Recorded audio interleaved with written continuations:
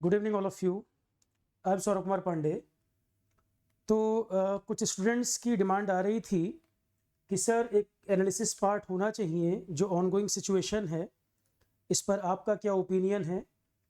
तो अभी कन्फ्लिक्ट चल रहा था, इन बिटवीन कन्फ्लिक्ट मैं डिस्कशन नहीं करना चाह रहा था।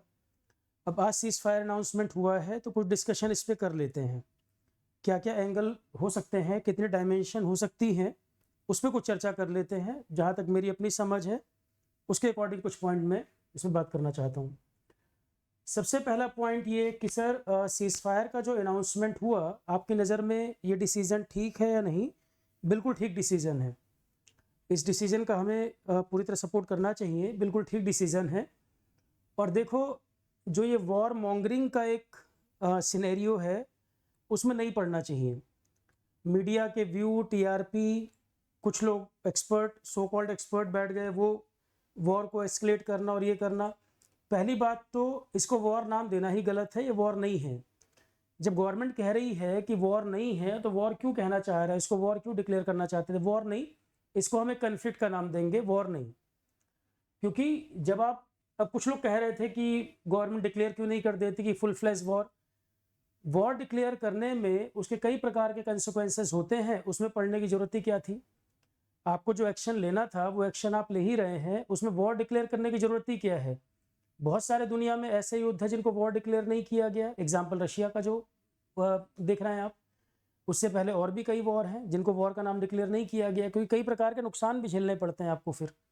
अब एग्जाम्पल के तौर पे वॉर अगर आप डिक्लेयर कर दे तो नेशनल इमरजेंसी जैसी सिचुएशन होगी, इकोनॉमी को आप नुकसान कर बैठेंगे, तो वो सब तो बहुत एक्सट्रीम सिचुएशन बनती है, तब उस समय किया जाता है।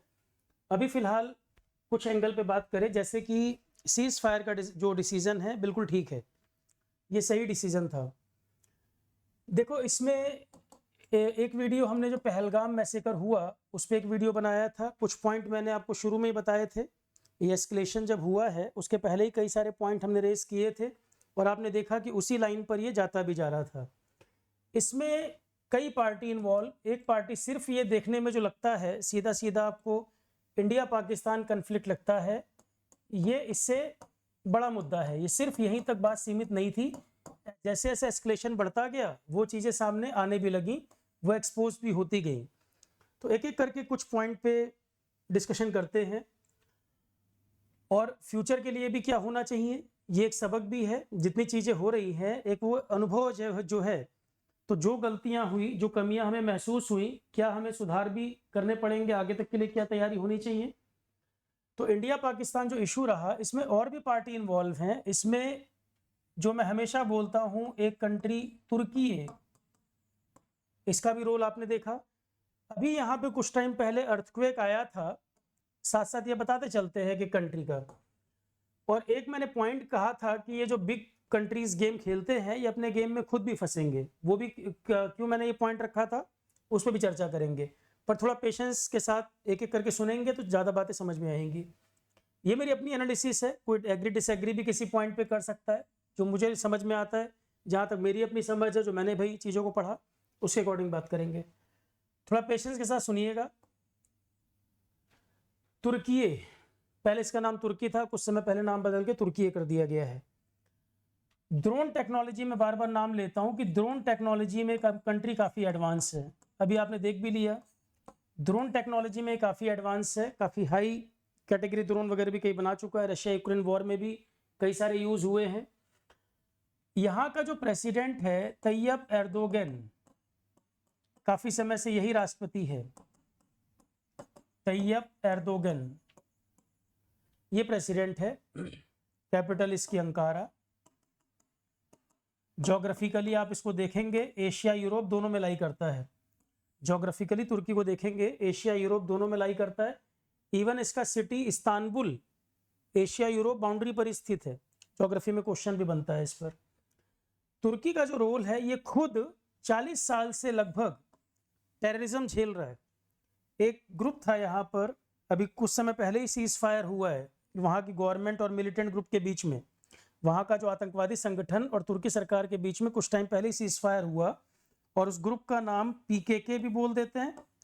और अगर न्यूज़ में पढ़ा होगा कभी आपने तो इसका एक और नाम भी था, कुर्दिस्तान वर्कर पार्टी, इसी को बोलते थे, इसी का दूसरा नाम ये था, कुर्दिस्तान वर्कर्स पार्टी।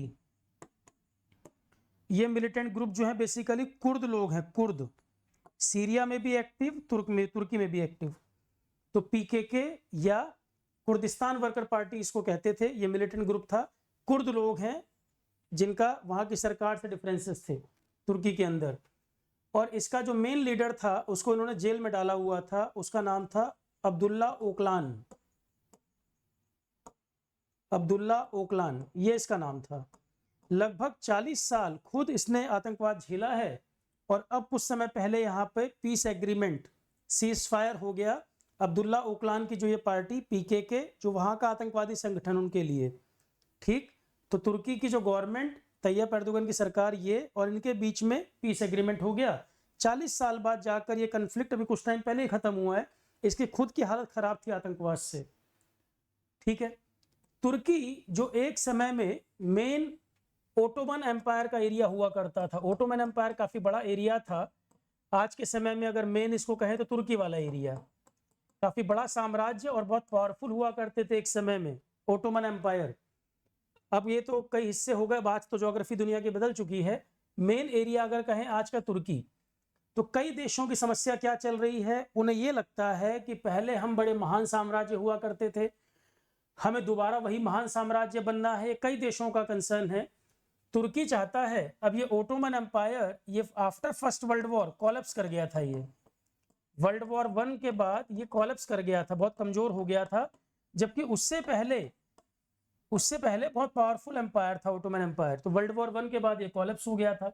अब वर्ल्ड हिस्ट्री वगैरह अगर कहीं पढ़े होंगे मेरे से या कहीं किसी टॉपिक में बात आएगी तब वर्ल्ड वॉर वगैरह की बात बताएंगे, या जीएस जो लोग मेरे से पढ़ चुके हैं वो बताया हुआ है वर्ल्ड वॉर के बारे में। तो ओटोमन एम्पायर वर्ल्ड वॉर 1 के बाद कोलैप्स हो गया। अब तुर्की को क्या है कि दोबारा हमें ओटोमन एम्पायर जैसा बड़ा साम्राज्य, उतना ही पावरफुल बनना है। और हेड को क्या बोलते थे, कैलिफ बोलते थे, कैलिफ, खलीफा बोलते हो। कई बार तैयब एर्दोगन के लिए बात करते हैं ना, हिंदी न्यूज़पेपर लिख देते हैं खलीफा, कैलिफ। तो तैयब एर्दोगन क्या कह रहे हैं, ओटोमन एम्पायर जैसा साम्राज्य दोबारा पाया जाए। चाइना क्या कह रहा है कि बहुत पहले हम बहुत बड़ी पावर हुआ करते थे, बहुत बड़ा एरिया था, साउथ चाइना सी में जो आसपास का एरिया सब हमारा ही हुआ करता था। पर पहले, कितना पहले ये बात नहीं करेंगे। अरे बहुत पहले चले जाओ तो पूरी धरती एक थी, पेंजिया हुआ करता था, फिर सारी धरती किसी की हो जाए ऐसे तो भाई पीछे, मतलब कितना पीछे। ट्रम्प है, उनको बर्दाश्त नहीं हो रहा कि अमेरिका जितनी बड़ी पावर था और नंबर 1 अमेरिका था, नंबर 2 और 1 में बहुत गैप था। धीरे धीरे लोग क्लोज आते जा रहे हैं। यूएसएसआर के स्प्लिट होने के बाद नंबर 1 और 2 में बहुत गैप था, पर अब चाइना भी टक्कर दे रहा है, ठीक है। और भी कंट्री जो है राइजिंग इकोनॉमी तेजी से ग्रो कर रहे हैं। इनकी क्या नीति है, दोबारा से अमेरिका उतना महान, अमेरिका फर्स्ट की बात करते हैं ये क्या कह रहे हैं, अमेरिका फर्स्ट। ऐसे बहुत सारे एग्जाम्पल, तुर्की की बात करो, चाइना की बात करो, ट्रंप की बात करो। इंडिया के कंटेक्स्ट में भी कई बार आपको सुनने में आता है अखंड भारत, कि इंडिया भी पहले बहुत सारा एरिया हमारा हुआ करता था। अब बहुत सारे में डिफाइन नहीं करते कि अशोका के समय की बात कर रहे हो, कि मुगल के समय की बात कर रहे हो, कि हड़प्पा सभ्यता के समय की बात कर रहे हो, या करोड़ों साल पहले जब पूरी धरती एक थी वो बात कर रहे हो। अखंड भारत मतलब कितना एरिया ले लेना है भाई, ठीक। अब पीछे कितना चले जाओगे, अब सिर्फ इसको लेके भी अलग अलग परिभाषा लोगों की। तो अलग अलग देशों में एक तो चल रहा है ये इशू, ठीक है, कितना कितना एरिया पूछ। अब इसका मतलब दुनिया क्या पीछे की तरफ जा रही है। 21st सेंचुरी में अगर हम अभी कुछ साल पहले की बात कर लें तो लगता नहीं था कि इतना आसानी से वॉर भड़क जाएंगे। छोटे छोटे मुद्दों पे वॉर का रूप ले रही हैं चीजें। और जब देखो दुनिया में और समाज में जब एक तरह की वाइब्स तैरती हैं तो वो कहीं ना कहीं प्रोपगेट करके दुनिया में और जगह अफेक्ट करती हैं। कुछ समय पहले इंडिया ही रशिया यूक्रेन में पीस के लिए बात कर रहा था, इजराइल फिलिस्तीन पीस की बात कर रहा था, और एक थोपा गया कन्फ्लिक्ट, ये वॉर तो है नहीं, कन्फ्लिक्ट है, ठीक है। एक थोपा गया कि 15-20 दिन पहले कहीं से कहीं तक युद्ध का कोई मतलब नहीं या कोई कन्फ्लिक्ट की बात नहीं, और अचानक से हम इसमें उलझ गए। कहाँ हम इकोनॉमी ग्रोथ इन चीजों की बात कर रहे थे और कहाँ पर हम एकदम अलग डायरेक्शन में चलने लगे, ठीक है। तो एक तो मेरा अपना मानना ऐसा है कि दुनिया जैसे पीछे की तरफ जा रही है। अगर सब लोग ये करेंगे, ओटोमन एम्पायर बना रहा है कोई, अखंड भारत की हम बात करने लगे, ठीक है, हमारे फेवर में है, हो जाए तो अच्छी बात, पर उतना आसान तो नहीं है। सोवरन कंट्रीज को आप मिला लोगे तो कोई छोटी बात नहीं है। अमेरिका फर्स्ट ट्रम्प कह रहे हैं, चीन जो बात कह रहा है, तो क्या हम 50 साल पीछे जाना चाह रहे हैं या 100 साल 200 साल पीछे होना चाह रहे हैं? भाई अलग अलग एम्पायर, कोई 100 साल पुराना, कोई 50 साल, कोई 200 साल, कोई हजारों साल, तो क्या दुनिया को पीछे की तरफ ले जाना है? और जिस तरह से कन्फ्लिक्ट बढ़ रहे हैं, चल तो ऐसा ही रहा है कि दुनिया पीछे जा रही है। पिछले कुछ साल में दुनिया में हुआ ग्लोबलाइजेशन, वैश्वीकरण, सब कंट्री एक दूसरे से कनेक्ट हो गए, खुला व्यापार होने लगा, व्यापार, कोई कंट्री कहीं व्यापार कर रहा, आना जाना। अब क्या हो रहा है? अब उल्टा चल रहा है, डी ग्लोबलाइजेशन। अब आप दुनिया में अगर देखो तो क्या चल रहा है कि सब अपना अपना देखो, डी ग्लोबलाइजेशन की स्थिति है कि हर कोई अपना अपना देखो। व्यापार में भी धीरे धीरे क्या कर रहे हैं एक दूसरे से कि हमें तुमसे नुकसान हो रहा है, हम तुमसे व्यापार करेंगे, तुमसे नहीं करेंगे, तुम पे टैरिफ लगा देंगे, चलिए यही रहा डी ग्लोबलाइजेशन। तो मैंने आपको एक टैरिफ वॉर के समय बताया था, देखो ये सारी स्थिति ऐसा नहीं है कि रातों रात उत्पन्न हो गई। इंडिया के लिए ये अचानक से हुआ, पर पाकिस्तान के लिए अचानक से नहीं हुआ, उनकी तो पूरी प्लानिंग का हिस्सा था। मैंने पहले भी कई बार चर्चा की थी, ये कन्फ्लिक्ट बढ़ने के पहले ही मैंने आपको बताया था, अमेरिका चाइना टैरिफ वॉर की बात की थी, कई लोगों ने वीडियो देखा भी होगा। अगर रूट कॉज में जाएं तो अमेरिका चाइना टैरिफ वॉर, एक तो ये चल रहा है। दुनिया में जो बड़े बड़े मुद्दे चल रहे हैं, आप उससे आइसोलेट तो नहीं हो सकते, कहीं ना कहीं वो सारी चीजें रोल प्ले करती हैं। अमेरिका चाइना टैरिफ वॉर एक बड़ा मुद्दा दुनिया में। इकोनॉमी, दोनों ही बिजनेस ओरिएंटेड कंट्री हैं, अमेरिका भी बिजनेस कर रहा है, चाइना भी बिजनेस ओरिएंटेड है। ये दोनों ही कन्फ्लिक्ट में उलझना अभी तुरंत तो नहीं चाहते। ये भी इकोनॉमी ओरिएंटेड, ये भी, बस पैसे की लड़ाई चल रही है, टैरिफ वॉर। ये अमेरिका फर्स्ट चाहते हैं और चाइना अमेरिका की पोजीशन चाहता है कि हम सबसे बड़ी पावर हो जाएं। दूसरा, Russia Ukraine war. Russia Ukraine war इतना लंबा खिंच गया, सोचा तो रशिया ने भी नहीं था, सोचा रशिया भी नहीं था। रशिया यूक्रेन वॉर को अमेरिका पहले ही दिन रोक सकता था। जब आप इसकी पूरी कहानी पढ़ेंगे, रशिया यूक्रेन वॉर की शुरुआत कैसे हुई है, कैसे चीजें प्रमोट होती चली गई, पहले दिन में जो बिडेन के एक स्टेटमेंट से वॉर रुक सकती थी। यूक्रेन नाटो का मेंबर बनना चाहता था, पुतिन मना कर रहे थे नहीं बनना, तो नाटो, अमेरिका और यूरोपियन कंट्रीज का जो अलायंस है, अमेरिका और यूरोपियन कंट्रीज का एक ग्रुप है नाटो, जो मिलिट्री अलायंस की, इसके चार्टर 5 में लिखा हुआ है, इसका जो चार्टर है उसके आर्टिकल 5 में, चार्टर मतलब संविधान इनका, तो नाटो की जो रूल बुक है उसमें आर्टिकल 5 में लिखा हुआ है कि नाटो के किसी एक कंट्री पे अटैक अगर होगा, पूरे नाटो पे अटैक माना जाएगा। सेकेंड वर्ल्ड वॉर के बाद इसको बनाया गया था अमेरिका और यूरोपियन अलाइज ने मिलकर कि हम पे किसी एक कंट्री पे अटैक होगा तो पूरे नाटो पे अटैक मानेंगे, इसीलिए मिलिट्री ग्रुप बड़ा पावरफुल माना जाता है। तुर्की इसका सदस्य है, तो क्या अब इस पे रिव्यू नहीं होना चाहिए? तुर्की ने जो पाकिस्तान को सपोर्ट किया है, क्या नाटो को भी रिव्यू नहीं करने की जरूरत है? नाटो में अमेरिका एक पावरफुल मेंबर है और अमेरिका की बात कौन काट सकता है? जो मैं बोलता हूं कि सारी चीजों के कोर में जाओगे, सब देखो, जो जितनी बड़ी पावर उसका इतना बड़ा खेल, जो जितनी बड़ी पावर है उसका उतना बड़ा खेल है। सबसे ज्यादा गेम खेलता है यूएस, और उसके बाद आज की डेट में रोल प्ले कर रहा है चाइना। तो जिसके पास जितनी बड़ी पावर उसका उतना बड़ा खेल चल रहा है। सबसे बड़ा गेम खेल रहा है यूएस, पहले से खेलता आया, और अब गेम खेल रहा है चाइना, खासकर इंडिया के कंटेक्स्ट में, ठीक है। तो तुर्की इसका सदस्य है। अब इजराइल फिलिस्तीन जो कन्फ्लिक्ट है, अब ये फिलिस्तीन तक ना सीमित होकर और भी कंट्री तक फैल गया। फिलिस्तीन के साथ साथ यमन भी इन्वॉल्व हो गया, लेबनान का हिजबुल्ला जो संगठन है वो भी इन्वॉल्व हो गया। ईरान के प्रॉक्सी माने जाते हैं ये सब, ये ईरान के प्रॉक्सी माने जाते हैं कि ईरान का ही सपोर्ट है इनको। तो दुनिया में जो इशू चल रहे हैं, तो कहीं ना कहीं रूट कॉज ढूंढोगे तो मिल जाएगी। जैसे America China tariff war, America China tariff war में एक परसेप्शन बनने लगा कि चाइना के ऊपर इतने टैक्स लगा दिए जा रहे हैं, इतने टैक्स लगाए जा रहे हैं कि कंपनीज चाइना से इंडिया की तरफ आ जाएंगी। पर इंडिया भी चॉइस है उनके पास, वियतनाम भी चॉइस है। कोविड के समय में भी बहुत सारी कंपनी चाइना से वियतनाम चली गई, जरूरी नहीं कि इंडिया ही आ जाए, बहुत सारी कंट्री वियतनाम शिफ्ट हो गई। तो ये जब परसेप्शन था कि इंडिया को भी फायदा मिलेगा, वियतनाम भी जाएंगे कई कंपनीज, इंडिया भी आएंगी, इंडिया में भी उनको चीप लेबर मिल जाएगा, लैंड मिल जाए, सपोर्ट मिल जाए, गवर्नमेंट पॉलिसीज भी ठीक बन रही हैं, तो इंडिया एक चॉइस हो जाएगा। तो मुझे बताओ, एशिया में दो बड़ी पावर चाइना इंडिया, चाइना चाहेगा कि इंडिया को बेनिफिट मिल जाए, कि चाइना को नुकसान हो और इंडिया को फायदा मिल जाए? चाइना नहीं चाहेगा। तो चाइना नहीं चाहेगा कि इंडिया को ये बेनिफिट जाए, तो क्या इससे भी एक बात बैठती है कि पाकिस्तान चाइना के प्रॉक्सी की तरह काम कर रहा है? चाइना सीधा युद्ध में उलझने के बजाय, क्योंकि उसको अमेरिका से टक्कर लेना है, तो चाइना सीधा युद्ध में उलझने के बजाय एक तो है कि पाकिस्तान को एज अ प्रॉक्सी यूज करे। क्योंकि टाइमिंग देखिए, अमेरिका का उपराष्ट्रपति जेडी वेंस जब इंडिया आया, टैरिफ वॉर इशू शुरुआत हुई, 2-3 महीने पीछे चले जाएं, 1-2 महीने के अंदर टैरिफ वॉर शुरू हुआ, जेडी वेंस की इंडिया विजिट हुई, उसी समय पहलगाम हो रहा है और अमेरिका चाइना टैरिफ वॉर चल ही रहा है, बात चली रही कि इंडिया को फायदा मिलेगा, तब तक यहाँ पे पहलगाम हो गया, पाकिस्तान ने एस्केलेशन शुरू कर दिया। तो उनकी तरफ से तो पूरी प्लानिंग थी और इंडिया इसके लिए पहले से कोई रेडी थोड़ी था कि ये चीज आ जाएगी। 15-20 दिन पहले युद्ध का दूर दूर तक नामो निशान नहीं, कन्फ्लिक्ट का दूर दूर तक नामो निशान नहीं, और 15-20 दिन में चीजें इतनी बदल जा रही हैं। और आजकल के कन्फ्लिक्ट ऐसे नहीं होते कि पैदल सेना जाके लड़ाई कर रही है। ये भी मैंने बताया था कि जो आजकल के वॉर गेम है वो बेसिकली ड्रोन, एयरक्राफ्ट, इन्हीं पे लड़े जा रहे हैं, क्योंकि दुनिया में बहुत जगह देख रहे हैं। आर्मेनिया अजरबैजान का कन्फ्लिक्ट हुआ, आर्मेनिया अजरबैजान का कन्फ्लिक्ट हुआ नगर्नो करबख एरिया को लेकर, पूरा युद्ध ड्रोन पे लड़ा गया। आर्मेनिया अजरबैजान कन्फ्लिक्ट हुआ, एक एरिया है नगर्नो करबख, नगर्नो करबख, इस एरिया को लेकर पूरा ड्रोन पे लड़ा गया ये। अब एक जो वर्ल्ड ऑर्डर तैयार हो रहा है, वर्ल्ड ऑर्डर क्या बन रहा है? तो मैंने बताया पाकिस्तान को सपोर्ट। अब देखो इसमें 2-3 एंगल क्या निकल के आए। चाइना ने क्यों सपोर्ट किया?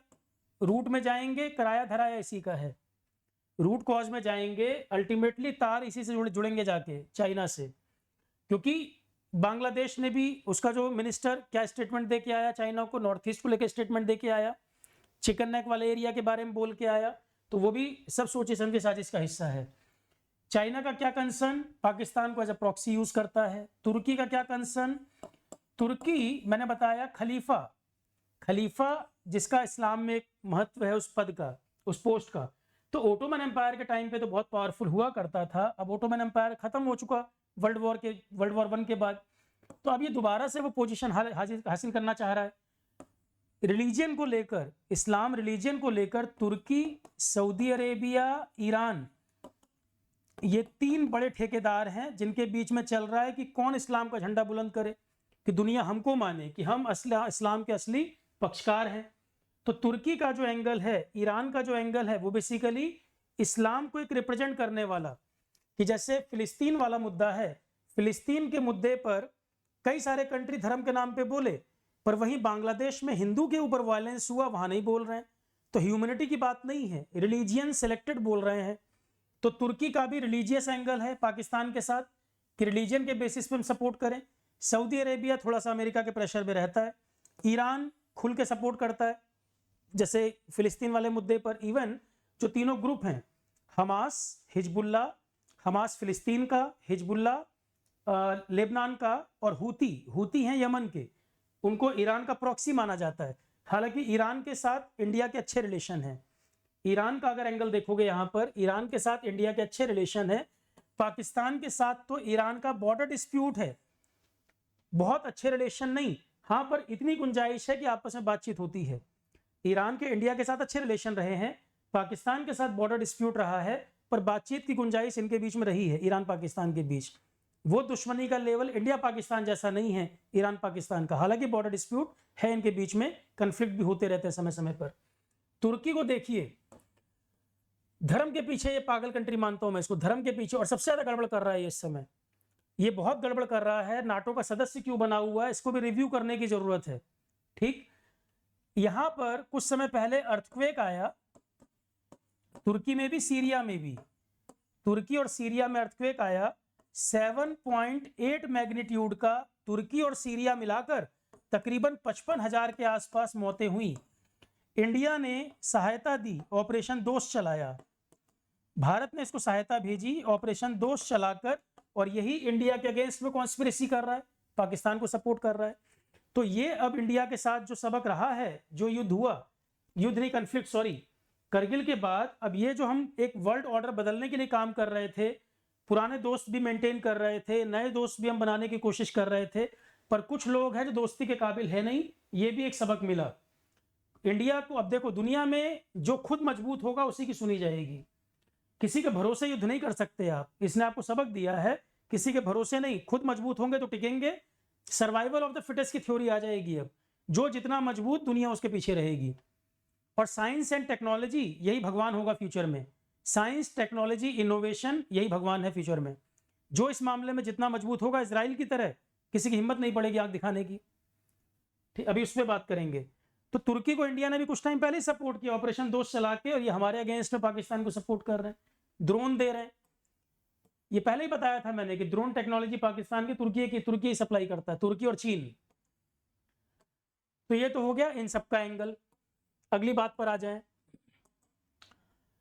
कुछ लोग नाराज हैं इस बात से, सर पीओके ले लेना चाहिए था, बलूचिस्तान बन जाना चाहिए था। अरे अंदर अंदर जो होगा वो बताने की जरूरत क्या, ढोल पीट के थोड़ी करने की जरूरत है। अब एलओसी है, हमें क्या पता ये एलओसी रह गया है कि आर एलओसी हो गया है। अब आर का मतलब क्या है वो मैं नहीं बताना चाहता हूं यहां पर। अब जो हुआ है 3-4 दिन कुछ तो हुआ है, एलओसी की स्थिति आर एलओसी है कि एलओसी है पता नहीं भाई। तो ये सब चीजें बोलने की जरूरत नहीं, क्या जो हो रहा होगा हो रहा होगा, और अभी नहीं होगा तो मौसम ठीक होगा तब हो जाएगा। पर इंडिया, देखो बहुत प्रिपरेशन थी हमारी, पर अगर ये युद्ध रशिया यूक्रेन जितना लंबा खिंच जाता, क्या हम उसके लिए तैयार थे? क्या पहले से हमारी तैयारी, क्या कोई युद्ध के लिए 3 साल की तैयारी करके रखता है पहले से? ये अचानक से एस्केलेशन हुआ था। तो सीज फायर ठीक था, जो हमें अपना एक्शन लेना था हमने किया। देखो यहां पर पाकिस्तान के अंदर भी जो पॉइंट है, अब एक चीज बताओ, आप कह रहे हो कि सर रोकना नहीं चाहिए था, पीओके आज ही ले लेते पूरा, बलूचिस्तान आज ही बना देते, गिलगिट बाल्टिस्तान। देखो ये कोई साइंस फिक्शन मूवी नहीं चल रही है, रियल कन्फ्लिक्ट है। और युद्ध में कोई जीते कोई हारे, नुकसान दोनों तरफ होता है, जान दोनों तरफ जाती है। जिसकी फैमिली के लोग बॉर्डर पे लड़ रहे हैं उनसे पूछिए। आप आराम से एसी रूम चला के अंदर बैठे हुए और आपको लग रहा है कि आज ही सब हो जाता। जिसकी फैमिली के लोग दोनों तरफ जो फैमिली के लोग लड़ रहे होंगे, जिन अब कई लोग ऐसे जो इनोसेंट, पुंछ में जैसे हुआ, स्कूल पे बम गिरा दे रहे हैं, छोटे बच्चे जिनको पता ही नहीं वॉर क्या है, कैजुअलिटीज बहुत होती हैं। और दूसरी बात, जितना लंबा आप इससे एस्केलेशन करते, मुझे आज कहने में कोई हिचक नहीं है, हालांकि मैं इस बात को अवॉइड कर सकता था, जितना आप इससे लंबा एस्केलेशन करते उतना आप इसको फायदा पहुंचाते। मेन प्रॉब्लम आपको इससे आनी है आगे भी, मेन कंसर्न यही रहेगा आगे के लिए भी, जिसके लिए हमें तैयारी की जरूरत है, जिसके लिए हमें प्रिपेयर होना चाहिए। इससे लड़के क्या करोगे? इससे आप 3 साल लंबा एस्केलेशन बढ़ा दो, 2-3 साल, मतलब देखो आप एक भिखारी से लड़ लिए, लड़ाई में उसका कटोरा गिरा और फूट गया, और आपके पास चांदी का इतना बड़ा बक्सा था, उसमें हीरा जवाहरात भरे थे, वो बक्सा गिरा और सारे हीरे फैल गए, कुछ नाली में गिर गए। तो किससे कितना युद्ध लड़ रहे हैं और कितना कन्फ्लिक्ट कर रहे हैं और कितना नुकसान हो रहा है। इससे लड़के आप जीत जाओ, पर भाई एस्केलेशन जो होगा, अभी 3 ही दिन वो कन्फ्लिक्ट हुआ है, क्या इकोनॉमी का नुकसान नहीं हुआ होगा? ठीक है, नुकसान भी आप झेल लोगे, पर नुकसान किससे झेलोगे? अब अगर मान लो आप इससे कन्फ्लिक्ट कर रहे हो, मेन प्रॉब्लम ये करेगा फ्यूचर में, लगातार आए दिन आप देखना दिक्कत करेगा ये। वो तो अभी इकोनॉमी वॉर में फंसा हुआ है, तब भी प्रॉक्सी गेम खेल रहा है। पाकिस्तान के ज्यादातर वेपन किसके दिए हुए थे भाई? डिफेंस सिस्टम, एयरक्राफ्ट, सब इसके दिए हुए हैं। इसका खुद का इन्वेस्टमेंट पाकिस्तान के अंदर बहुत ज्यादा पैसा लगा हुआ है इसका, ठीक है। तो पाकिस्तान के साथ अगर आप कन्फ्लिक्ट करके, ये 50 साल पीछे हो जाएगा एक कन्फ्लिक्ट में, और आप हो जाओगे 10 साल पीछे। आप 10 साल पीछे हो जाओगे और ये उतने टाइम में और 5 साल आगे हो जाएगा। क्या हम एक्सेप्ट है ये? जो लोग कह रहे हैं और एस्केलेशन होना चाहिए और हो जाना चाहिए, आप 10 साल पीछे हो और 5 साल आगे और हो जाएगा, और गैप बढ़ जाएगा। 1949 ईयर उठा के देखना, कम्युनिस्ट रिवॉल्यूशन से निकला चाइना, 1947 में इंडिया आजाद हुआ। इकोनॉमिक कंडीशन दोनों की एक जैसी, इकोनॉमिक कंडीशन एक जैसी। आज क्या कारण है कि इंडिया $5 ट्रिलियन इकोनॉमी होने के लिए भी स्ट्रगल कर रहा है, और ये 20 क्रॉस करने वाला है, ये अच्छा कर भी गया होगा अभी। तो 4 गुना, अगर 3, 3.5, 4 गुना बड़ी इकोनॉमी हो गया है, तो ये गैप कम लग रहा है आपको? पैसे से युद्ध लड़ा जाएगा। तो ये जो गैप बढ़ता जा रहा है उसका कारण भी है इंडिया में देखो, इंडिया लगातार वॉर में उलझा रहा। 1948, 1962, 1965, 1971, करगिल, लगातार इंडिया वॉर में उलझता रहा। एक एक युद्ध हमें कई साल पीछे कर देता है, और ये सिर्फ बिजनेस करता रहा है। 1962 वॉर इसने लड़ा, हमारी तैयारी नहीं थी, पर ये लगातार बिजनेस करता रहा है अभी। ठीक है, तो चाइना ये मेन प्रॉब्लम क्रिएट करेगा आगे जाकर, सबको मालूम है, कोई छुपी बात नहीं है। दूसरी बात, नॉर्थ ईस्ट में हमें बहुत ध्यान देने की जरूरत है, क्योंकि यहाँ बांग्लादेश और यहाँ ऊपर चाइना, चिकन नेक, ये नैरो स्ट्रिप है, हमारा पूरा नॉर्थ ईस्ट में एंटर करना है, यही गेटवे है, सिलीगुड़ी कॉरिडोर जो बोलते हो, चिकन नेक का एरिया, यही एंट्री है नॉर्थ ईस्ट में आने की। तो हमारे कई कंसर्न है। बांग्लादेश चाइना का सपोर्टर है आज की डेट में, तो सिचुएशन काफी चेंज हो चुकी है। इधर पाकिस्तान, इधर बांग्लादेश, ग्रुपिंग कैसे बन रही है? अब ये ग्रुपिंग कैसे तैयार हो रही है? तुर्की धर्म के नाम पे इजराइल को धमका रहा है, ये खाली बोल ही रहा है, इजराइल वाले पे एक्शन नहीं कर पाया अभी तक, बस बोल ही रहा है। इजराइल धुआं उड़ा देता है इसका अभी तक, और हो जाना चाहिए था। तो इंडिया को समझना है, इसको सपोर्ट तो नहीं करना चाहिए। क्लियर हो गया? आप झूठी उम्मीद लगाओगे सपोर्ट करेंगे ह्यूमैनिटी और ये वो, कुछ नहीं, सपोर्ट करने वाले लोग नहीं है, ना सुधरने वाले हैं। तुर्की, चाइना, अजरबैजान, अजरबैजान का कंसर्न ये था, आर्मेनिया अजरबैजान के युद्ध में आर्मेनिया ने जो हथियारों की डील वगैरह की थी इंडिया के साथ, पिनाका रॉकेट वगैरह उसको दिया भी गया था, पिनाका जो रॉकेट सिस्टम आर्मेनिया को दिया भी गया। तो इसका भी जो कंसर्न, क्या आर्मेनिया इंडिया के क्लोज है, वेपन वगैरह लिया, ये एंटी पार्टी है। तुर्की, चाइना, अजरबैजान, ये जो ग्रुप है ये पाकिस्तान के सपोर्टर हैं, ये पाकिस्तान के सपोर्टर हैं। और अमेरिका के अगेंस्ट अगर बात करेंगे तो इसमें और लिस्ट जुड़ जाएगी। इंडिया के अगेंस्ट में पाकिस्तान को सपोर्ट करने वाले तुर्की, चाइना, अजरबैजान। अजरबैजान में आजकल बड़ा टूरिज्म हो रहा है, लोग बड़ा घूम फिर रहे हैं, इसकी कैपिटल है बाकू, बाकू में बहुत टूरिज्म हो रहा है। तो पहले तो समझ आ रहा है ना, देशभक्ति कहाँ दिखानी है भाई, तुर्की इसका बाइकआउट होना चाहिए, टूर एंड ट्रैवल जो ये बाकू में पड़ रहा है ये कम करें। और चाइना, बड़ी प्रॉब्लम क्या है, चाइना इंपोर्ट, हम और इसको मजबूत करते जाते हैं, इतना इंपोर्ट हम इससे करते हैं, इसको हम और मजबूत करते जा रहे हैं। चाइना खुलकर इंडिया के अगेंस्ट वॉर में नहीं आ सकता था, क्योंकि बहुत बड़ा मार्केट है इंडिया, ये लूज कर जाता तुरंत, साफ साफ दिख रहा है। एयर डिफेंस सिस्टम इसका, एयरक्राफ्ट इसके, ये रोक नहीं सकता था। युद्ध कैसे भड़क गया भाई? 3 दिन के अंदर अमेरिका ने स्टेटमेंट दे दिया, दोनों से बात कर ली, रुक गया।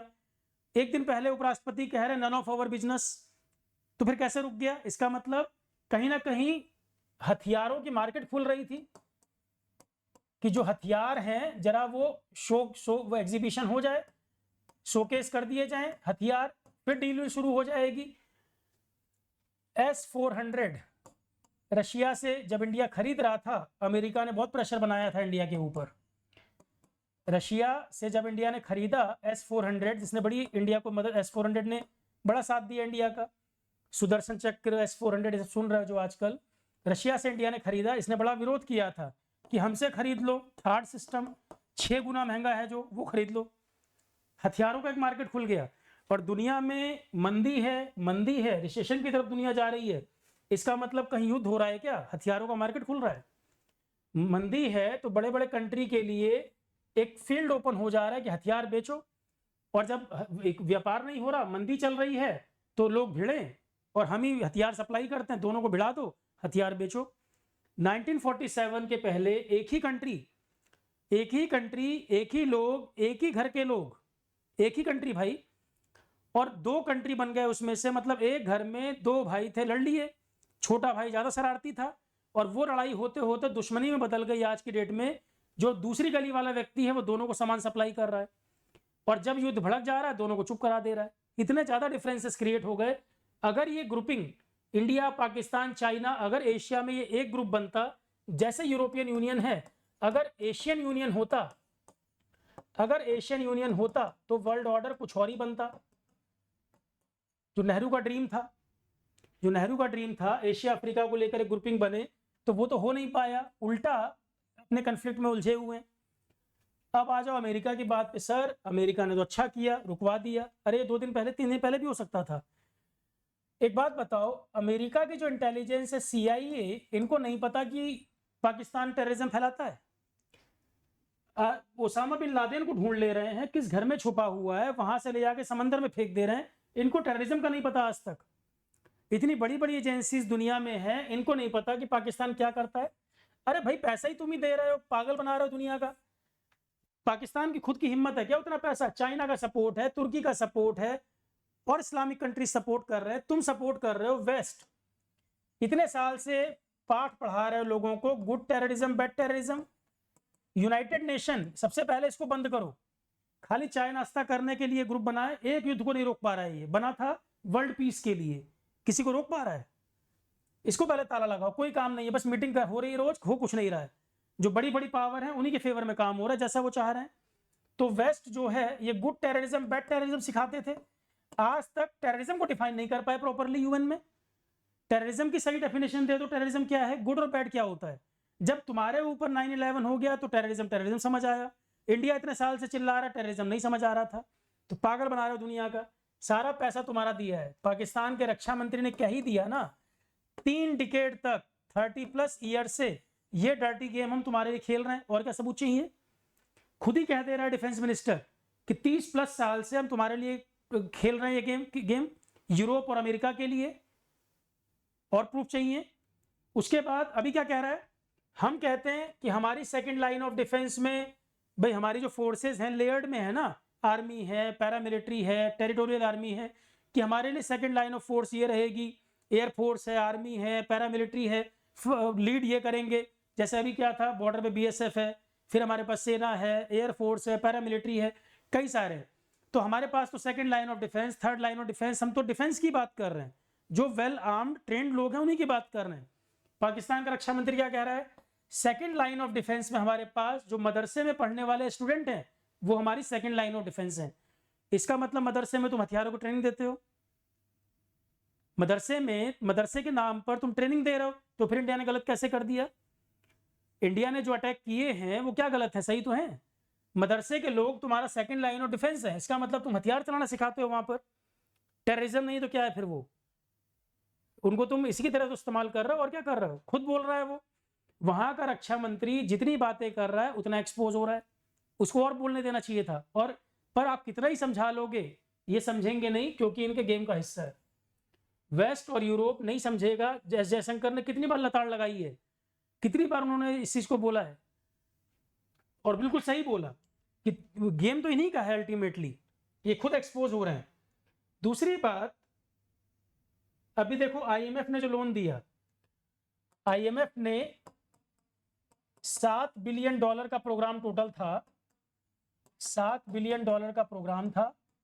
पाकिस्तान ने जो एप्लीकेशन लगाई थी, $1 बिलियन तुरंत उसको रिलीज किया जाए। IMF ने कहा तुरंत $1 बिलियन दे दिया जाए, और $1.3 बिलियन का और रिव्यू कर रहे हैं। पिछले 35 साल में 28 बार पाकिस्तान को लोन दिए हैं। क्या IMF को रिव्यू नहीं करना चाहिए कि हम तो इकोनॉमी को संभालने के लिए लोन देते हैं? 35 साल में 28 बार 35 साल में 28 बार पाकिस्तान को लोन दिया गया, उस पैसे का हुआ क्या? ये जवाबदेही नहीं है। 35 साल में 28 बार लोन दिया, उस पैसे का क्या हुआ? आप उठा के देखिएगा। जितने बड़े बड़े स्ट्रक्चर ये बहावलपुर वगैरह में बने थे, $10 मिलियन तो ओसामा बिन लादेन ने दिया था। उसके बाद IMF ने जब कुछ साल पहले की बात है, IMF ने जब पैसा दिया, उसके बाद ही कई सारे स्ट्रक्चर बने हैं। तो क्या ये इनडायरेक्टली टेररिज्म को फंडिंग नहीं हो रही? और क्या हो रही है? ये इनडायरेक्टली फंडिंग किसको हो रही? 35 साल में 28 बार लोन। और टेररिज्म 90s की देन है, 90s से शुरुआत है, 90s के आसपास ये टेररिज्म शुरू है, 2025 चल रहा है, 35 साल हो गए। 35 साल में 28 बार पैसा दिया है और टेररिज्म बढ़ता गया है। तो क्या ये डेवलपमेंट में पाकिस्तान पैसा यूज कर रहा है? इनको नहीं दिखता? शुतुरमुर्ग की तरह रेत में सिर दबा के बैठे हैं, इनको नजर नहीं आता? सब दिखता है इनको। पर ये चाहते हैं अपने सेलेक्टिव अप्रोच के लिए, जब जब दुनिया में उन पे दिक्कत आएगी, उनको फायदा लेना होगा, कहीं ना कहीं रीजनल कन्फ्लिक्ट बढ़ा देंगे। कभी अफगानिस्तान, कभी गल्फ, कभी कहीं रीजनल कन्फ्लिक्ट कहीं ना कहीं एस्केलेट कर देंगे। और अब ये ऐसा गेम हो चुका है कि इस ट्रैप में खुद फंसते जा रहे हैं। ये जो ट्रैप बन रहा है, ट्रैप में लगातार खुद भी फंसते जा रहे हैं। तो अब इसका सॉल्यूशन क्या? देखो, अभी जो हुआ वो हुआ, अभी तक की स्थिति और जब तक हम खुद को मजबूत नहीं करेंगे, बहुत अच्छी बात ये रही, पाकिस्तान ने पहलगाम में धर्म पूछ पूछ के लोग मारे जा रहे थे, जो मैसेकर हुआ। एक तो उनका टारगेट ये था कि इंडिया के अंदर दंगे भड़क जाएं, राइट्स, जो बड़ी समझदारी से पब्लिक ने बड़ी समझदारी दिखाई, और उस चीज को मेंटेन करने की जरूरत है। जात के पीछे, भाषा के पीछे, धर्म के पीछे डिवीजन की बातें ना की जाएं। जो लोग आपस में ऐसा बात कर रहे हैं, चाय की दुकान पे खड़े होके, यार दोस्तों में, व्हाट्सएप पे, वो उतना ही देश का नुकसान कर रहे हैं। अगर आप यूनाइट नहीं रहोगे, दुनिया बड़ी अलग दिशा में जा रही है, आपके कंट्रोल में चीजें नहीं है कि 20 दिन पहले आपको युद्ध का, कन्फ्लिक्ट का जीरो भी नहीं पता था और तुरंत आप एकदम चले गए, वॉर की तरफ बढ़ने लग गए आगे, और थोड़ा एस्केलेट हो जाता, दिक्कत होती, सब तरफ दिक्कत होती। तो यूनिटी बहुत जरूरी है। अब ये रिजॉल्व अगर भी हुआ टेम्परेरी, तो पॉलिटिकल पार्टीज को चाहिए कि भैया देश रहेगा तभी पॉलिटिकल पार्टी भी रहेगी, डिवीजन पॉलिटिक्स मत करो। सभी लोगों ने बड़ा अच्छा सपोर्ट किया, बड़ा अच्छा साथ दिया, पॉलिटिकल पार्टी को ध्यान रखना है। और ये मीडिया के अंदर जो डिबेट आती है, रोज पॉलिटिकल पार्टी वालों को बैठा के भिड़ाते हैं, इसको तुरंत बंद करना चाहिए। सबसे जरूरी है मीडिया को लगाम लगाना। कुछ चीजों में चाइना ठीक करता है, मीडिया पे लगाम में ठीक करता है, इतना बेलगाम मीडिया है, कुछ भी बोल रहा है, शर्मिंदगी करवा रहा है, उसको बैन ही कर देना चाहिए। और बैन नहीं करे तो गाइडलाइंस कम से कम जारी कर दे कि क्या दिखा रहे हो तुम। रोज बैठा लोगे 4-6 को, कुछ भी दिखाने लग जाओगे। पॉलिटिकल पार्टी गंदगी मुंह से बोले पड़े हैं, डिवीजन, कास्ट, ये सब क्या कर रहे हो?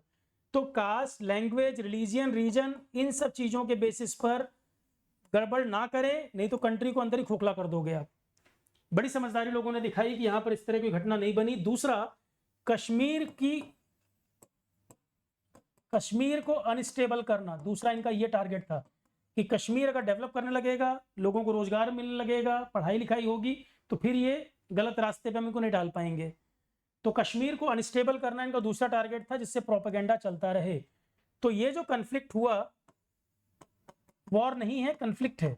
ये जो कन्फ्लिक्ट हुआ, आप इसको अवॉइड नहीं कर सकते थे, अवॉइड नहीं कर सकते थे, चाहे प्लानिंग की गई, कुछ भी किया गया, आप इसको बहुत कर सकते थे, डिले कर सकते थे।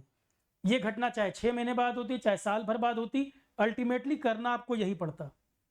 डिले कर सकते थे, अवॉइड नहीं कर सकते थे। ये अनअवॉइडेबल था और आगे भी अनअवॉइडेबल है।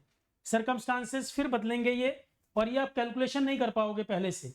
इंडिया उस तरह का कंट्री नहीं किसी पर अटैक करने जाएगा, पर ये सिनेरियो इस तरह से बनते हैं कि ये कभी भी थोपा जाता है। जब बड़ी बड़ी पावर को अपने में दिक्कत होती है, वो कहीं ना कहीं इस तरह की हरकतें करते रहते हैं। दूसरी बात, अभी ये जो अमेरिका ने दोनों से टॉक की कि वाइस प्रेसिडेंट कह रहा है कि नन ऑफ आवर बिजनेस, और तुरंत ही फिर दोनों से बात कर ले रहे हैं। ट्रंप लिख रहे हैं पूरी रात बात हुई है कल, तो पहले दिन रोक देते। देखो स्थिति, मेरी समझ क्या कहती है, मेरी समझ ये कहती है कि हुआ कुछ ऐसा होगा, इंडिया ने जो कार्रवाई पाकिस्तान पर की, और पाकिस्तान भी रिटेलिएट कर रहा था, कैजुअलिटी तो देखो दोनों तरफ हुआ होगा, इनका इतना डैमेज हो गया जो इनकी उम्मीद से परे था। एयर बेसिस वगैरह उड़ाना छोटी बात नहीं थी। अब इन्होंने नेशनल कमांड अथॉरिटी की बैठक बुलाई थी, इंडिया भी देखो लगातार बैठ के चल रही थी, और जो गवर्नमेंट है, इतनी ही स्ट्रांग विल पावर चाहिए थी इस एक्शन को करने के लिए।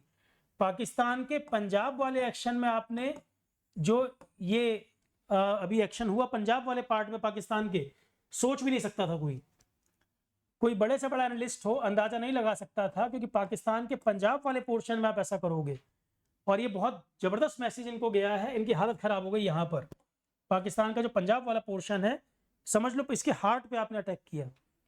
अब ये नेशनल कमांड अथॉरिटी, और इतनी स्ट्रांग विल पावर अभी की जो गवर्नमेंट है, इतनी ही स्ट्रांग विल पावर चाहिए थी ये करने के लिए, पहले नहीं थी, इसलिए नहीं हुआ।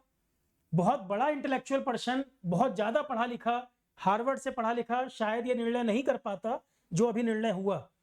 हर व्यक्ति हर काम को नहीं कर सकता। जैसे आप मेरे से कहेंगे कि सर आप कैलकुलेशन कैसे करते, तो ऑब्वियस सी बात है एस्केलेशन नहीं करते, प्रोज एंड कॉन्स बहुत ज्यादा सोच लेते।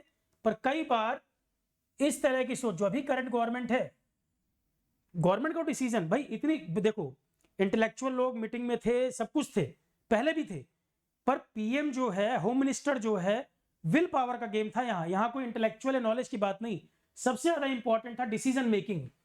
डिसीजन मेकिंग सबसे बड़ी बात थी। तो पीएम, होम मिनिस्टर और रक्षा मंत्री तो हमारे ऑलरेडी बहुत पढ़े लिखे हैं। डिफेंस मिनिस्टर, तो डिफेंस मिनिस्टर तो पहले भी रहे, पर जो ये विल पावर की यहाँ पर बात थी, बहुत स्ट्रांग विल पावर गवर्नमेंट ने दिखाई, बहुत इंपॉर्टेंट रोल प्ले किया पीएम ने यहाँ पर, कि बिल्कुल डिगे नहीं, मजबूती से खड़े रहे और अपने जो निर्णय लिए टिके रहे उस पर। नेशनल कमांड अथॉरिटी की बैठक पाकिस्तान ने की। नेशनल कमांड अथॉरिटी पाकिस्तान की टॉप जो उनके लोग हैं, उनकी कमेटी ग्रुप है, न्यूक्लियर वगैरह के इशू पे ये लोग डिसीजन लेते हैं, न्यूक्लियर वगैरह के इशू पे ये डिसीजन लेते हैं। तो अब मुझे एक बात बताओ भाई, यहाँ भी कंट्री है, लोग हैं, लोगों का सेंटीमेंट है, वहां भी है, और जब एयरबेस लूज करते जा रहे हैं, वॉर एस्केलेट, ये कन्फ्लिक्ट एस्केलेट होता चला जा रहा है, कभी भी देखो, अभी तक जो एक बात समझने की है यहाँ पर अभी जो कन्फ्लिक्ट चल रहे हैं Russia Ukraine, Russia nuclear power है, यूक्रेन नहीं है। इजराइल फिलिस्तीन, इजराइल न्यूक्लियर पावर है, फिलिस्तीन नहीं है। जो भी युद्ध अभी आप दुनिया में देख रहे हैं, वहां एक न्यूक्लियर पावर दूसरा नहीं, यहां पर दोनों न्यूक्लियर पावर थे। इस बात को समझने की बात है। हालांकि न्यूक्लियर ऐसा नहीं होता कि आप न्यूक्लियर चला दोगे और खिड़की बंद करके भाग जाओगे। लैंड से दोनों कनेक्टेड कंट्री हैं। अमेरिका ने जापान पे हिरोशिमा नागासाकी बम गिराया, दोनों जमीन से जुड़े हुए नहीं है, दूर हैं, ओशियन से सेपरेटेड है दोनों। यहाँ इंडिया पाकिस्तान जुड़े हुए हैं। न्यूक्लियर ऐसी चीज नहीं गिरा के भाग जाओगे, पर न्यूक्लियर में भी कई लेवल हैं। एक भी न्यूक्लियर का इस्तेमाल, अब देखो, जब तक जो चीज होती नहीं है ना, लगता है कि कहने की बात है। और युद्ध एक ऐसी चीज है, या कन्फ्लिक्ट ऐसी चीज है, जब लोग मर रहे होंगे, कैजुअलिटी होगी, पब्लिक का प्रेशर होगा। और पाकिस्तान जितना अनस्टेबल कंट्री, यहाँ अमेरिका का जो मंत्री यहाँ के आसिम मुनीर से बात कर रहा है, हमारे यहाँ तो बात करेगा एस जयशंकर से, पीएम मोदी से, अजीत डोभाल, इन लोगों की बात होगी। वहां पे सेना चीफ से बात हो रही है। तो वहां की गवर्नमेंट का कोई मतलब ही नहीं है, डमी गवर्नमेंट है वो डमी गवर्नमेंट है। थोड़ा सा किसी ने डेमोक्रेसी इन चीजों की बात की, इमरान खान ने उसको जेल में डाल दिया। क्या ट्रीटमेंट हो रहा है देखो उसका। तो अल्टीमेटली तो सेना चीफ से बात करनी पड़ रही है। और जहां सेना को बात आ जाए कि इनका रिलेवेंसी खत्म हो रहा है, भाई इतनी तगड़ी डिफीट अगर होगी, एयरबेस चले जाएंगे, सेना हार जाएगी, पीओके चला जाएगा, तो लास्ट ऑप्शन क्या बचेगा? ये अपनी इमेज को बचाने के लिए ये ऑप्शन, इसको 0% नहीं बोल सकते हम। इसको नहीं कह सकते कि 0% चांस है इसके, मुझे नहीं लगता। मुझे लगता है कि बहुत एस्केलेशन होता तो इसकी प्रोबेबिलिटी बढ़ने लगती। और अमेरिका, CIA, उनको सब खबर मिलती रहती है, पागल नहीं बैठे हैं कि सुबह बैठक हुई है, नेशनल कमांड अथॉरिटी आज सुबह ही बैठक हुई है, इंडिया में लगातार बैठकें चल रही हैं, इनपुट्स मिल रहे हैं। तो अगर ये बढ़ता तो क्या ये अल्टीमेटली यहां तक नहीं जाता? क्योंकि बाकी जो वॉर हैं वहां पर दोनों न्यूक्लियर पावर के बीच नहीं हो रहे हैं। दुनिया के सामने बड़ा खतरा था ये। तो ये जो बड़े बड़े पावर हैं वो क्या कहते हैं, दोनों लड़ो। और लड़ाई बढ़ते बढ़ते जब ऐसी नौबत आ जाए कि किसी की जान जाने वाली, रुको रुको रुको, जब जिंदा रहोगे तभी तो हथियार खरीदोगे, लड़ो। मतलब पहले दिन भी रोका जा सकता था इस बात को, तब कह रहे हैं नन ऑफ आवर बिजनेस। तुम चाहते थे 3-4 दिन युद्ध हो जाए, हथियार एक्सपोज हो जाए, नए नए वेपन दुनिया को पता चले, प्लेग्राउंड है तुम्हारे लिए ये, फिर तुम सब मिलके बेचना शुरू करो, पागल बनाना शुरू करो। रशिया को एक युद्ध में उलझा के कितना पीछे कर दिया। आज रशिया पूरा यूक्रेन भी कब्जा कर ले, पर अमेरिका के टक्कर में इकोनॉमिकली नुकसान तो हो ही गया। अब आप मुझे बताओ, पाकिस्तान से 2-3 साल लंबा कन्फ्लिक्ट खिंच जाता और फिर आपको चाइना को अगर काउंटर करना पड़ जाता, तब सोचिए जरा। तो देशभक्ति किस बात में है? देशभक्ति दिन भर रील बनाने में, सोशल मीडिया, इन चीजों में नहीं है। देशभक्ति इस चीज में है कि एक तो डिवाइड पॉलिटिक्स छोड़कर सारी पार्टी मिलके कंट्री फर्स्ट सोचें। इंडिया को लेकर जो एकजुटता हुई है इसको मेंटेन रखा जाए, कंट्री फर्स्ट की नीति से सोचें, और मेक इन इंडिया को जितना प्रमोट कर सको, जितना बढ़ा सको उतना बढ़ाओ। सही मायने में देशभक्ति ये कि जो करप्शन कर रहे हैं, जितना पैसा जिस डेवलपमेंट के लिए आ रहा है वो पैसा लगने दो उस डेवलपमेंट में। करप्शन कर करके अपने घर में भर लोगे, देश को बर्बाद कर डालोगे। स्टूडेंट जो हैं, जो पढ़ाई कर रहे हैं, साइंस, टेक्नोलॉजी, इन चीजों पे जितना अच्छा पढ़ पाए उतना बेहतर। PhD में जो स्टूडेंट प्रोफेसर के घर का काम कर रहे हैं, प्रोफेसर को चाहिए रिसर्च करवाए। यही फ्यूचर है, साइंस, टेक्नोलॉजी, इनोवेशन, यही भगवान है, यही आपको किसी भी चीज में मदद करेगा। छोटा सा कंट्री इजराइल, इतना पावरफुल, किसी की हिम्मत नहीं पड़ती। साइंस, रिसर्च, टेक्नोलॉजी, इनोवेशन, यही चीज। टीचर्स की जिम्मेदारी, मेहनत से पढ़ाएं, सर्दियों में बैठ के धूप ना सेकें, मेहनत से पढ़ाएं। और तो मैं कहता हूं, स्कूल में लोग कहते हैं सर अच्छी पढ़ाई नहीं होती, हमें कोचिंग करना पड़ता है। अरे कोचिंग को स्कूल से इंटीग्रेट क्यों नहीं कर देते भैया? कोचिंग दुश्मन नहीं है। अगर कोचिंग में अच्छे अच्छे टीचर हैं तो स्कूल से इंटीग्रेट कर दो, कोई मॉडल बना दो जिसमें कोचिंग वाले भी अपनी सर्विस दे पाए। स्कूल से इंटीग्रेट कर दो। साइंस, टेक्नोलॉजी, रिसर्च, इनोवेशन, इन चीजों को बेहतर से बेहतर करना पड़ेगा। आप समझ रहे हैं इशारा किसकी तरफ है? बड़े एनिमी को अगर काउंटर करना है, साइंस, टेक्नोलॉजी, रिसर्च बहुत पीछे हैं अभी हम। ये चीज हमें फ्यूचर में कमी खलेगी जो अभी भी खल रही थी। अभी तो बहुत छोटा सा कन्फ्लिक्ट था। साइंस, टेक्नोलॉजी, इनोवेशन, रिसर्च जितना बढ़ा पाए उतना बढ़ाएं। अब मुझे बताओ, आईआईटी, जेईई और नीट की परीक्षा होती है, कितने सारे बच्चे हैं जो इस फील्ड में पढ़ना चाहते हैं, पर परसेंटेज सिलेक्शन क्या है? 1%, 2%। अरे भाई, और कॉलेज नहीं खोल सकते क्या? अगर यूथ पढ़ने को तैयार है, अब वो बच्चों का सिलेक्शन नहीं हो पाता, कई बार कई बच्चे फील्ड चेंज कर देते हैं, कोई कुछ और काम कर लेता है। बच्चे पढ़ने को तैयार है, तुम कॉलेज नहीं खोल सकते। पार्टी ऑफिस थोड़े कम बना लो, स्कूल कॉलेज खोल दो अच्छे। सरकारी स्कूल की हालत देखो क्या, ठीक कर लो उनको। रूट को सही करना पड़ेगा। 5-10 साल में कुछ इंप्रूवमेंट दिखे, ये रातों रात तो नहीं होगा। रूट को ठीक करो। एजुकेशन बहुत जरूरी है। टीचर्स का सम्मान कर लो, थोड़ा साइंटिस्टों का सम्मान कर लो। दिन रात बॉलीवुड को देखने के चक्कर में जितना सम्मान बॉलीवुड का है, उतना टीचर, साइंस, रिसर्चर उनका हो जाए तो स्थिति अलग हो जाएगी। चाइना की स्थिति देखो आप, भगवान की तरह पूछते हैं वो लोग ऐसा कंट्रीब्यूट करने वालों को समाज में। यहाँ बॉलीवुड की पूजा हो रही है, आईपीएल में लगे हैं दिन रात। अरे वो सब करो, एंटरटेनमेंट को अलग रखो, जो कंट्री का डेवलपमेंट उसको अलग रखो, दोनों को मिक्स मत कर दो। यूथ दिन भर फालतू चीजों में एंगेज्ड है, दिन भर रील, मोबाइल। सबका कंट्रीब्यूशन होना चाहिए। Education, science, technology. 30 साल से कम का बच्चा चुनाव प्रचार में कैंपेनिंग कर रहा हो, झंडा लेके पकड़ के उसको घर में बोलो पढ़ जाके, जिस कोर्स को कर रहा हो पढ़ लो। कंट्री को कंट्रीब्यूट करें। दिन भर रोज चुनाव होंगे, रोज उलझे रहेंगे। पर रही चुनाव की बात, एक ही बार में 1 कंट्री 1 इलेक्शन कर लो, ये रोज रोज का बवाल खत्म। नहीं तो रोज चुनाव ही होता रहेगा। इतने महंगे महंगे चुनाव लड़े जाते हैं। अच्छा है कि उसको साइंस, टेक्नोलॉजी पे खर्च कर लो।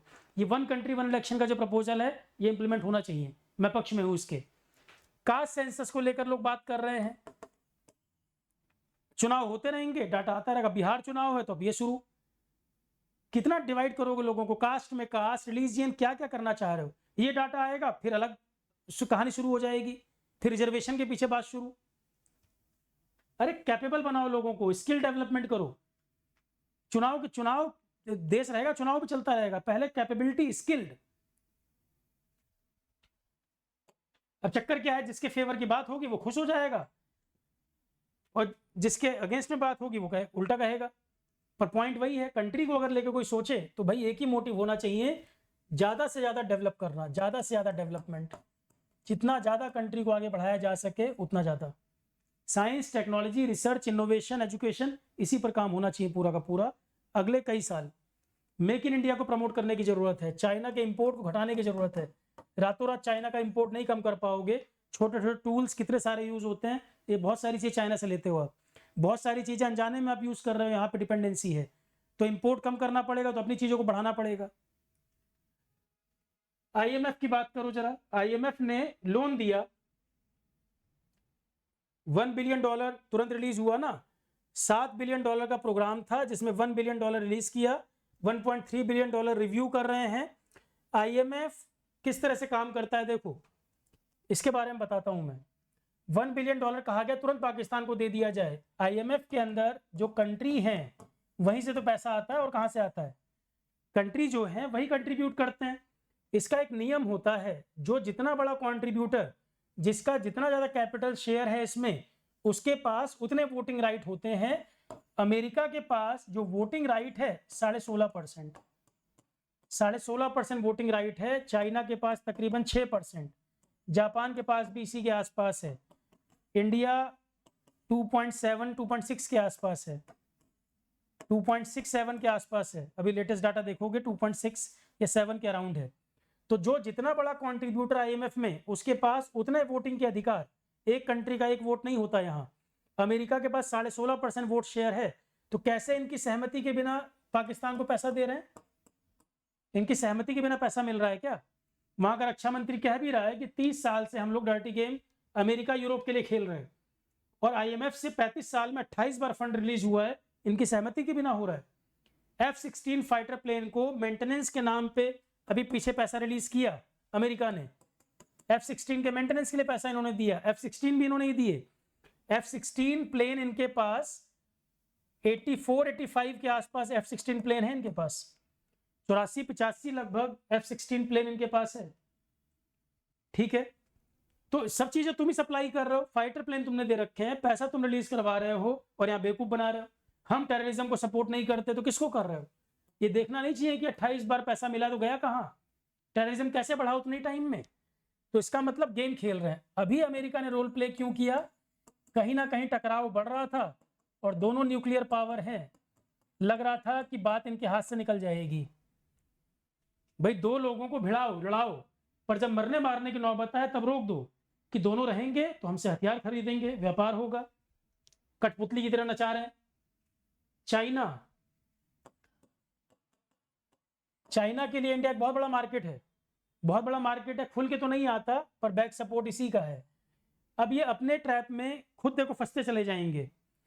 आज की डेट में युद्ध की स्थिति ऐसी हो गई है कि कंट्रोल में किसी के नहीं है। कब कहां वॉर एस्केलेट हो जाएगी किसी को नहीं पता है। पाकिस्तान के अंदर चाइना का इन्वेस्टमेंट बहुत ज्यादा है। अब यहां से जैसे ही बलूचिस्तान अलग होगा, और ये होना है आज नहीं तो कल, जब भी हो जाएगा, बलूचिस्तान के अंदर बहुत इन्वेस्टमेंट है चाइना का, ये पार्ट अलग होते ही इसको नुकसान होगा। ज्योग्राफिकली जो ये कनेक्ट कर रहा था अपना एरिया कई सारा, यहाँ इसको नुकसान होगा। और इस कन्फ्लिक्ट के बाद वर्ल्ड ऑर्डर फिर से डिफाइन होगा। अभी आप देखोगे वर्ल्ड ऑर्डर में फिर से बदलाव आएंगे, कई सारे रिलेशन जो है अभी फिर तेजी से बदलेंगे। और कोई बड़ी बात नहीं है, कुछ टाइम के बाद आपको चाइना ताइवान सुनने को आ जाए, कुछ टाइम बाद चाइना ताइवान का इशू आ जाए, और चाइना ताइवान के केस में ताइवान के लिए अमेरिका का आना मैंडेटरी हो जाएगा, क्योंकि अमेरिका नहीं चाहेगा चाइना बढ़े। जो नंबर 1 की कुर्सी पे बैठा है वो 2 नंबर को प्रेशर डालेगा, 2 नंबर वाला 3 को प्रेशर डालेगा, 3 वाला 4 वाले को। हर बड़ी मछली छोटी मछली को प्रेशराइज करेगी कि वो मेरी कुर्सी तक ना आ पाए। तो अमेरिका नंबर 1 पे बैठा है, चाइना 2 पे। ये अभी ताइवान वाले में चाइना का एक कन्फ्लिक्ट अभी उलझेगा। अभी हालांकि स्मार्ट गेम प्ले कर रहा है ये, पर इसकी मजबूरी हो जाएगी इकोनॉमिक प्रेशर में आके। टैरिफ वॉर ही अभी चाइना अमेरिका ने एस्केलेट इसको लेके किया था, मेन टारगेट चाइना ही था वहां पर। तो अभी फिर रीऑर्डरिंग होगी, कई सारी चीजें यहां पर बदलेंगी। क्लियर है? अमेरिका गेम खेलता तो है पर कई बार ये फंसता भी है। अफगानिस्तान में लंबा फंस गया था। अब ये इजराइल फिलिस्तीन कन्फ्लिक्ट चल रहा है, इजराइल तो मानने को तैयार नहीं, वो भी कन्फ्लिक्ट एस्केलेट होता जा रहा है, वहां भी अमेरिका इन्वॉल्व है। इजराइल के सपोर्ट में इनको आना ही पड़ेगा, इजराइल इनका मेन प्लेयर है उस रीजन में। तो पाकिस्तान, इंडिया, इन सबको अमेरिका ने एक तरह से अपने प्लेयर के तौर पे यूज करना है। इसके दिमाग में ये है कि एशिया में कल को चाइना के लिए मुझे जरूरत पड़ेगी तो चाइना के लिए जरूरत पड़ जाए या ईरान के लिए जरूरत पड़ जाए। अब ईरान के लिए जरूरत पड़ जाए मान लो अमेरिका को, तो वो कैलकुलेशन क्या लगाता है कि पाकिस्तान से ईरान का बॉर्डर है, यहां हम बेस यूज कर लेंगे, ऐसे दिमाग लगाता है। चाइना को काउंटर करना है, हम इंडिया को यूज कर लेंगे। मतलब कठपुतली है क्या तुम्हारे सब कि जिसकी जरूरत पड़ेगी उसको यूज कर लोगे? आत्मनिर्भर भारत गवर्नमेंट का जो प्रोग्राम है, बहुत जरूरत है इसको बढ़ाया जाए। कोई डायरेक्ट वॉर में तुम्हारे लिए मदद के लिए नहीं आने वाला, अपने आप को जितना मजबूत करे उतना अच्छा। और ये तो अचानक एस्केलेट हो गया था, 3-4 साल की तैयारी करके नहीं बैठे थे, पर आगे के लिए इसको जितना मजबूत करो उतना अच्छा। और वाकई में देशभक्ति लोगों के अंदर जाग रही है। तो जो बताया, एजुकेशन, साइंस, टेक्नोलॉजी, रिसर्च, इन पर हर व्यक्ति को काम करना चाहिए। इकोनॉमी, इन चीज़ों को स्ट्रेंथन किया जाए, करप्शन कम किया जाए, जो कमियां हैं देश के अंदर वो कम किया जाए। 80 करोड़ लोग फ्री राशन पे टिके हैं, ये चुनाव के लिए यूज किया जाता है। ये इज्जत की बात है कि शर्मिंदगी की बात है? 145 करोड़ में 80 करोड़ लोग फ्री राशन खा रहे हैं, 75 साल में भी इंप्रूव नहीं हुई सिचुएशन। तो आत्मनिर्भर बनाया जाए, लोगों को कैपेबल बनाया जाए। मीडिया पे बैठ के, टीवी पे बैठ के उधर ही लड़ा जाता है। ठीक है, तो मेरे अपने ओपिनियन क्या है, इन चीजों को लॉन्ग टर्म पॉलिसी बननी चाहिए, इन चीजों को ठीक किया जाए। फिर हम कह रहे हैं Indus water treaty. Indus water treaty India ने सस्पेंड किया हुआ है। आपको इंडस का वाटर पहले डाइवर्ट तो करना पड़ेगा। अभी मानसून शुरू हो जाएगा और यहाँ पानी अगर रोकने लग जाओगे, कश्मीर में फ्लड आ जाएगी। तो इंडस वाटर ट्रीटी, यहाँ पर डैम, कैनाल जो सिस्टम बनाने हैं वो बनाने पड़ेंगे, उतनी जल्दी नहीं बन जाएंगे। तो यहाँ पर वाटर होल्ड करना है तो इंफ्रास्ट्रक्चर बनाने की जरूरत है। यहाँ पे भी दिक्कत चाइना से क्या है, इंडस और सतलज, ये दोनों चाइना वाले पार्ट से आ रही हैं, ये दोनों चाइना की तरफ से आ रही है। तिब्बत वाला जो एरिया है, ये भी दिक्कत कल को परेशानी होगी, क्योंकि इनका सोर्स वो चाइना से है। ब्रह्मपुत्रा के ऊपर डैम बनाने जा रहा है चाइना। अब मीडिया ये सब तो कवर ही नहीं करता ना, मीडिया ये सब दिखाता ही नहीं है। पाकिस्तान पाकिस्तान चिल्लाएगा, चाइना की बात बताएगा ही नहीं। तो ब्रह्मपुत्रा पे डैम बनाने जा रहा है, जहां से ब्रह्मपुत्रा बेंड होती है इंडिया की तरफ, यहीं पर बना रहा है। तो मेन तो प्रॉब्लम ये क्रिएट करेगा, जब कम पानी रहेगा वहां रोक लेगा, यहाँ सूखा पड़ जाएगा, ज्यादा पानी आएगा बहा देगा, बाढ़ आ जाएगी। तो पावर गेम हर तरफ चल रहा है, एक सिर्फ एक डायमेंशन नहीं है इसका। तो इस सारी चीजों पर काम करने की जरूरत है। साइबर वॉरफेयर, ये नई तरह का जो इशू है, इसको ध्यान देने की जरूरत है। कई सारे ऐप, कई सारे जो आप लिंक वगैरह यूज कर लेते हैं, कई आधे तो जासूसी वाले हैं। और बिल्कुल देखो, एक चीज मैं पहले आपको बता दूं, किसी तरह के कॉल, लिंक या ऐप जो आप यूज करते हैं अवॉइड करें। कई बार क्या होगा, कोई फीमेल की फॉर्म में आपको कॉल कर रहा है, आप सोचेंगे अच्छा बात कर लेता हूं जरा, आपको पता ही नहीं है जासूसी के लिए है। कितने सारे पकड़ाए हैं पीछे, हनी ट्रैप जो गेम होता है। कई सारे लिंक आएंगे, क्लिक करोगे अकाउंट खाली हो जाएगा। ड्रग्स को प्रमोट करने के लिए करते हैं। अब ये अलग तरीके की गेम चलेगी। टेररिज्म तो एक इशू है, पर ड्रग्स वगैरह का भी इशू, पंजाब के अंदर ड्रग्स कहाँ से आते हैं। तो कई एंगल पे काम करने की बात है। जहां जहां लीकेज है उसको रोकना पड़ेगा। अगर कहीं कोई पैसा लेके इस तरह के काम कर रहा है, उसको रोकने की जरूरत है। लोकल सपोर्ट के बिना कैसे हो जा रहा है ये, तो स्ट्रेंथन करना पड़ेगा। ये जो एक चीज हुई है, ये एक अच्छा मौका है खुद को इम्प्रूव करने का। करगिल के बाद इतने लंबे समय बाद अगर ये घटना घटी है, तो इस सेंटिमेंट को मेंटेन किया जाए, दोबारा इसको लेट गो ना कर दिया जाए कि बस हो गया दोबारा भूल गए। इम्प्रूवमेंट जितना कर सकें, जितना स्ट्रेंथन कर सकें, उतना कर लेना चाहिए। जहां जहां लीकेज है उनको ठीक कर लेना चाहिए। क्लियर है। तो ये कुछ डायमेंशन है जो मुझे लगता है जिन पे बात होनी चाहिए। और बाकी ज्यादा इमोशनल, ज्यादा हम्बल, अर्थक्वेक आया तुर्की को सपोर्ट कर देते हैं, कोई जरूरत नहीं है, कोई जरूरत नहीं करने की। ऐसे कंट्री को करने की कोई जरूरत नहीं जो एक्सपोज हो चुका है। ये जिंदगी में कभी नहीं आपके साथ आ सकता। धर्म इसके दिमाग पे इतना पागल है धर्म के पीछे, कि ह्यूमैनिटी इसके लिए नहीं है। ह्यूमैनिटी की भी दो आंख है इसकी, धर्म को लेके एक, बाकियों को लेके एक। तो दोनों आंखें क्यों ना फूट जाए, वो ज्यादा सही है। सबसे ज्यादा धोखेबाज इस तरह कंट्री होते हैं कन्फ्लिक्ट के अंदर। आप इनके लिए सामान भेज रहे हैं, ऑपरेशन दोस्त चला रहे हैं, रेस्क्यू ऑपरेशन चला रहे हैं, ये उल्टा आपके अगेंस्ट में काम कर रहा है। और क्या ड्रोन टेक्नोलॉजी, 145 करोड़ जनता यहाँ खाली खाने सोने के लिए है क्या? ये सबसे बड़ा कंट्री है, सबसे बड़ी पॉपुलेशन है। लोग पढ़ लिख जाएं, अगर साइंस टेक्नोलॉजी रिसर्च पे काम कर लें, इससे अच्छा काम कौन कर सकता है? 145 करोड़ जनता लाइबिलिटी क्यों हो भाई, एसेट की तरह काम करे। देश के लिए लाइबिलिटी थोड़ी 80 करोड़ जनता खाली फ्री राशन खाने के लिए है। अगर ये काम करें, उठ जाए, मेहनत से काम करने लग जाए, कितना आगे बढ़ जाए इकोनॉमी। 2047 का विकसित भारत का लक्ष्य आपको पाना है। और अगर आप अभी 3-4 साल लंबे कन्फ्लिक्ट में उलझ जाते, विकसित भारत 2047 कहां से हो जाता? 3 दिन के कन्फ्लिक्ट में कितना नुकसान हुआ होगा। और अगर देखो दूसरी बात, एक और बात है, अगर आपको फ्यूचर में कन्फ्लिक्ट से बचना है, कि छोटे मोटे कन्फ्लिक्ट से बचना है, जितना ज्यादा डेवलप कर जाओगे उतना कन्फ्लिक्ट से बच जाओगे बिना युद्ध लड़े। आप चाहते हो कि युद्ध ना लड़ना पड़े और मैं बच जाऊं। एक आध युद्ध हो सकता है कि अपने लेवल पे, अपने टक्कर पे आगे जाके करना पड़े, पर बहुत लंबे समय तक आप युद्ध को अवॉइड कर लोगे अगर जितना ज्यादा डेवलप कर जाओगे। जैसे अमेरिका, किसकी हिम्मत अमेरिका से युद्ध लड़ेगा बताओ? कोई आगे जाके पहल करेगा अमेरिका से युद्ध लड़ने की? और एक बार खाली न्यूक्लियर वेपन यूज किया है हिरोशिमा नागासाकी पे, सबसे बड़ी पावर वहीं समझ आई। हिरोशिमा नागासाकी का जो इसका युद्ध था, वो अटैक था, इतना नुकसान कर दिया था दुनिया, इस दुनिया के लेवल पर नुकसान था। तो हिरोशिमा नागासाकी जो उसने 2 शहर बर्बाद कर दिए, उसी का नतीजा किसी की हिम्मत नहीं पड़ती।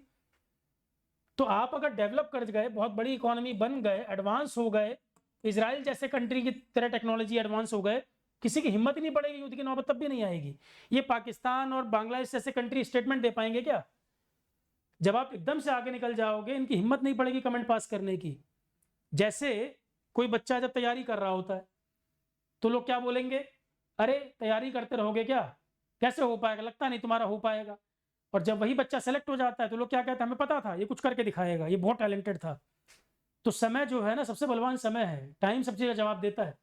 अभी कंपेयर पाकिस्तान अपने से कंपेयर कर रहा है, धमकी देते रहा न्यूक्लियर, बांग्लादेश अरे इनकी कोई औकात है? अगर आप आगे बढ़ गए, ये इतना गैप क्रिएट कर दें कि इनकी हिम्मत ही ना पड़े बोलने की, ठीक है? क्योंकि पड़ोसी नहीं बदल सकते आप। फॉर द टाइम बिंग चीजें सेटल हो गई, रुक गई, पर आप पड़ोसी नहीं बदल सकते, पड़ोसी यही रहेगा। और नहीं तो जो पब्लिक के बीच में रिलेशन अच्छे चल रहे थे, उनमें भी गैप आ गया। अभी क्या था, जो आर्मी एस्केलेशन रहा तो पब्लिक के बीच में सेंटिमेंट गड़बड़ नहीं थे, पर जब देश की बात आ जाती है, चाहे यहाँ हो चाहे वहाँ हो, तो देश के नाम पे जब बात आ जाती है तो इमोशन वैसे ही हावी रहता है। पब्लिक के बीच में इस एस्केलेशन ने गैप को तो बढ़ा दिया, वो इतनी जल्दी अब कवर अप नहीं हो पाएगा। एक लंबा गैप डाल दिया वहाँ की सेना ने, क्योंकि सेना अलग सोचती है, पब्लिक अलग सोचती है, पर जब कंट्री के नाम पे बात आ गई तो फिर ये जो दोनों देशों की पब्लिक का जो कनेक्ट था, एक इसमें गैप क्रिएट हो जाएगा, वो इतनी जल्दी फिर कवर अप नहीं होता, ठीक है? तो मेरी अपनी समझ जो है भाई, इस इशू को लेके होना तो ये चाहिए, और उम्मीद है कि पॉलिटिकल पार्टीज 2 दिन बाद से दोबारा शुरू ना कर दें रिलीजियन, रीजन, कास्ट, क्योंकि इलेक्शन अभी आएंगे, फिर शुरू हो जाएगी गंदगी।